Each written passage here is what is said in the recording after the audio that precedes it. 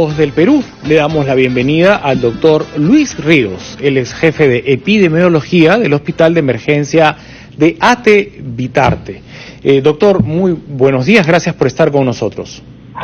Buenos días, Mauricio. Buenos días, Mabel. ¿Percibe un cambio de actitud en la población de su distrito, de su jurisdicción o en general, ¿no? A raíz de los insistentes mensajes de romper la cadena de contagios y que estas fiestas no nos inviten a bajar la guardia? ¿Ya percibió que ha bajado el aforo en los centros comerciales? ¿Los mercados están con menos ciudadanos? Es una pena mencionarlo, pero la verdad creemos de que la gente no está tomando las medidas adecuadas para poder tomar en serio la posibilidad de una segunda ola frente a esta enfermedad, a esta pandemia que nos aqueja. Los aforos están a su máxima capacidad en los centros comerciales, así que aplaudimos la iniciativa de RPP y en apoyar el esfuerzo que viene realizando el Ministerio de Salud para poder buscar acciones que permitan mitigar, ¿no?, esta posibilidad de contagios, ¿no?, frente a la salida de la gente. Y esta situación, doctor Ríos, ¿cómo se refleja en la capacidad del hospital de Ate, ya sea en camas de hospitalización o camas UCI? Definitivamente, no solo en el hospital de Ate, sino en los distintos hospitales del país empiezan a aumentar la ocupación de camas.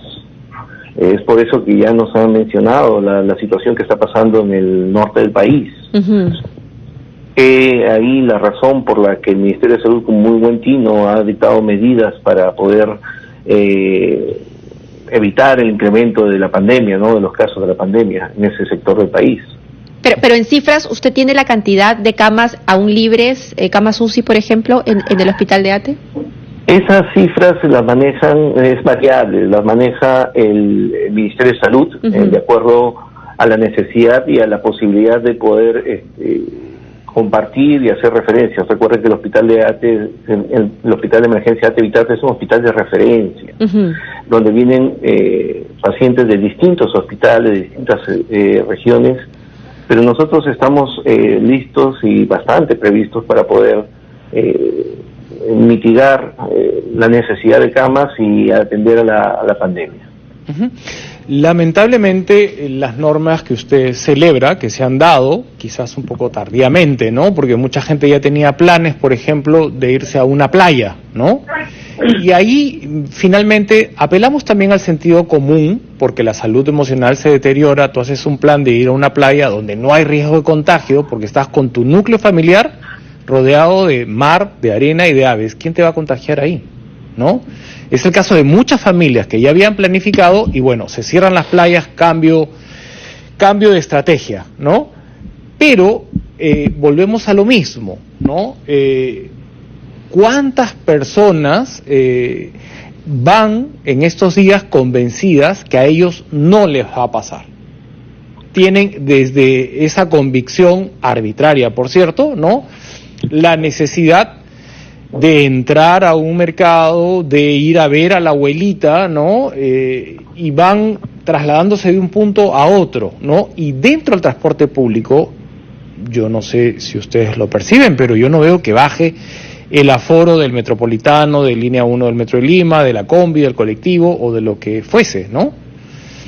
¿Qué tan expuestos estamos estos días desde esa teoría del comportamiento humano que no es racional, es impulsiva, ¿no? La verdad que estamos muy expuestos. Es imposible eliminar los riesgos de contagio, pero hay medidas para mitigarlos, que es lo que está planteando el Ministerio de Salud. O sea, aún estando en casa no podemos eliminar los riesgos de contagio, pero sí podemos mitigar con ciertas medidas.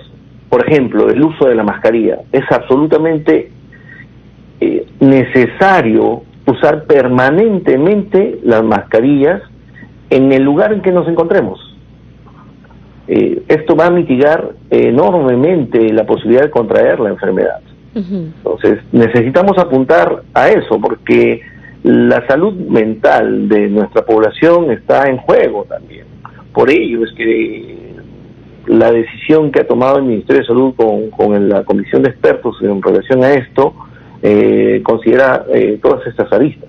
Pero ¿cómo es que se está llevando a cabo? Porque paralelo a eso, a las medidas que toma la población, también pues el Ministerio de Salud tiene que hacer que se realice de manera más eficiente los diagnósticos y que también se le haga una suerte de seguimiento. Ayer, por ejemplo, conversaba con el doctor Zúñiga, jefe de epidemiología de la Direza Junín, y lo que nos contaba era que ya no tenía muchas pruebas serológicas, que estaban esperando las moleculares, que cada vez hacían menos pruebas en la región y que, por ejemplo, no se registraba a los asintomáticos en las cifras oficiales del MINSA.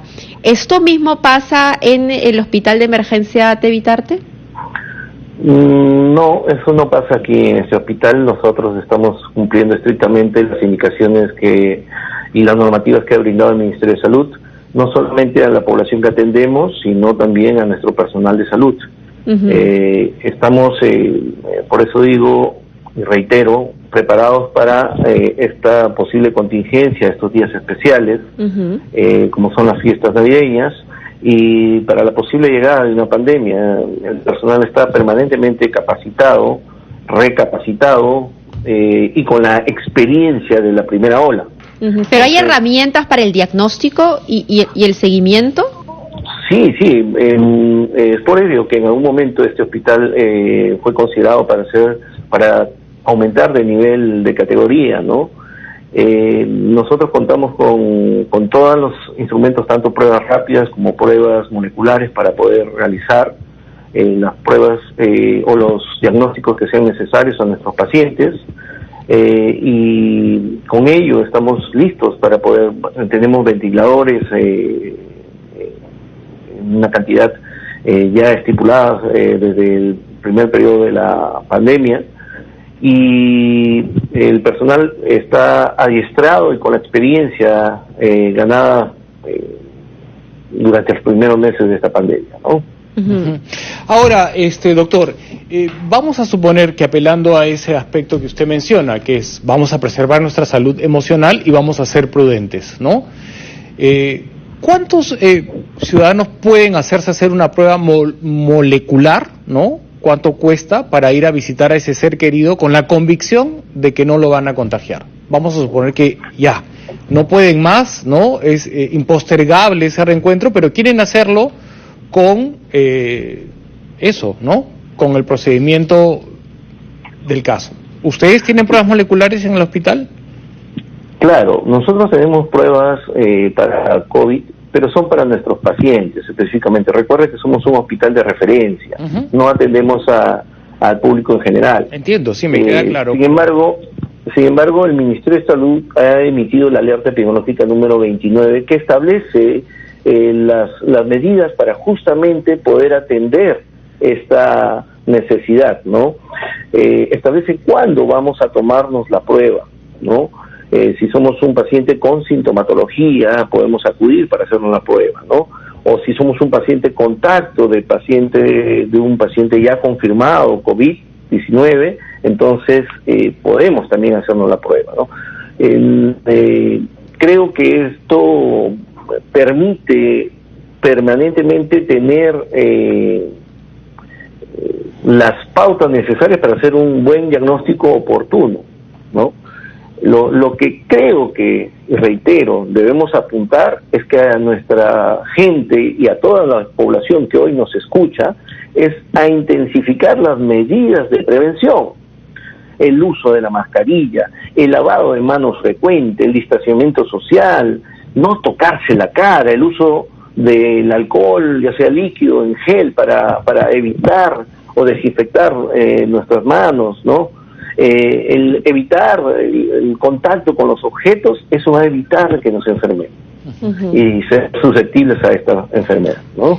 Es un ejercicio diario, sin duda, y es toda una aventura salir de casa hoy por hoy, ¿no? Para evitar contagiarnos, ya sea en el transporte público, cuando llegamos a nuestro centro de labores, cuando vamos a los centros comerciales, porque inevitablemente esto va a suceder, no es imposible, a menos que haya una orden desde arriba, que nos quedemos en casa.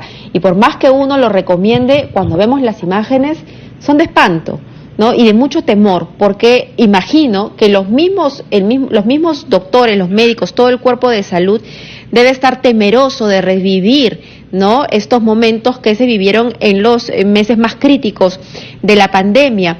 Y precisamente respecto al recurso humano, yo le quería preguntar, usted ha dicho que ya tienen la expertise, por supuesto que sí, toda la experiencia que estos meses le ha dado, pero ¿hay suficiente personal médico en el hospital de emergencias de ATE? Sí, por supuesto. Nosotros tenemos suficiente personal para atender no solamente a los pacientes que tenemos en este momento, sino a una posible contingencia. Se han previsto medidas para fortalecer el recurso humano en caso sea necesario. Así que creemos que estamos listos para poder atender y apoyar a lo que el Ministerio de Salud decida. Ahora, definitivamente... Perdón, doctor Ríos, si cuentan con personal nos tranquiliza, pero también entendemos la fatiga y el agotamiento que tendrá ese personal después de los meses vividos, ¿no? Definitivamente, hay una suerte de agotamiento que hemos trabajado con nuestro Departamento de Salud Mental y eso ha permitido que nuestra gente se renueve. Estos últimos meses, estas últimas semanas en las que ha bajado la afluencia ha permitido también un respiro al personal y nos ha permitido para renovar esfuerzos, para renovar competencias y poder estar listos en este trabajo que hoy en día nos toca realizar por fiestas navideñas o en una posible llegada de la segunda ola. De la segunda ola. Pero sí, nosotros lo que queremos es que la gente no llegue. Exacto. Nosotros queremos que la gente cumpla, tenga mayor conciencia de cumplir estos 6 pasos o 6 medidas importantísimas. Sí, doctor, nos ha quedado clarísimo, le agradecemos, vamos a repetirlas como corresponde, todas las veces que sean necesarias. Gracias, doctor, por acompañarnos, vamos a una pausa y volvemos con más en Encendidos.